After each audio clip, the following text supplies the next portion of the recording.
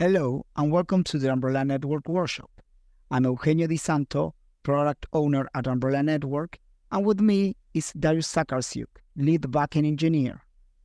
In this session, you will learn about Umbrella Network, how it works high level, and we will see some code examples that will help you to integrate your DApp with the Umbrella Network Oracle. Are you ready? So let's get started. Umbrella Network is a decentralized off-chain oracle. By decentralized, we mean there are a number of independent nodes responsible for identifying when a value needs to be updated, fetching and validating the new values. The node elected as the leader for the round is responsible for submitting new values to the blockchain to be safely used by your DApp. Umbrella Network has several data solutions, but in this session, we'll cover only the on-chain data solution, which is the one that will be initially available on MultiversX. Now, let's see how this works. Nodes are constantly fetching data from different data providers and assessing whether a value needs to be updated on the blockchain based on a predefined deviation threshold and heartbeat. If that is the case, they start interacting with each other to validate the data. Once the data is validated, the node elected as the leader is responsible for submitting the data to the blockchain.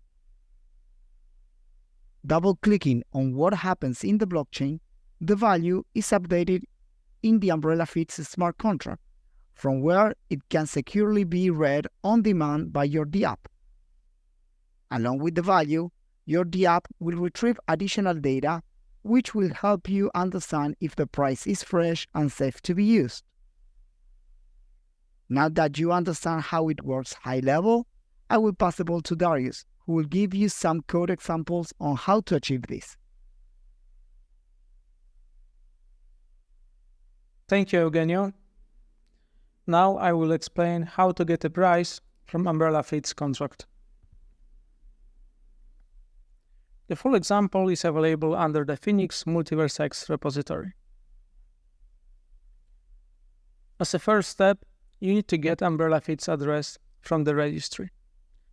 In order to do that, you're calling getAddress on a registry contract, and you need to provide Umbrella Feeds name as an argument. As a result, you will get the current Umbrella Feeds address. In order to get a price, you also need to know the key. Key is basically has the version of the feed name provided as a string.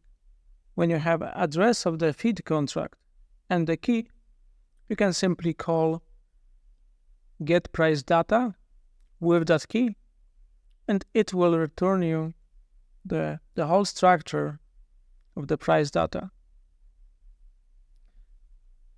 The structure contains heartbeat, timestamp, and the price. If price data are not available, the transaction will revert. You can also check if the price is fresh enough for you in order to use it. Heartbeat will tell you how often price will be updated in case value of the price does not change at all. And the timestamp will tell you what is the last time the price was updated. If all you care about is a price, you can simply use another getter, getPrice, and this will only return a price for you.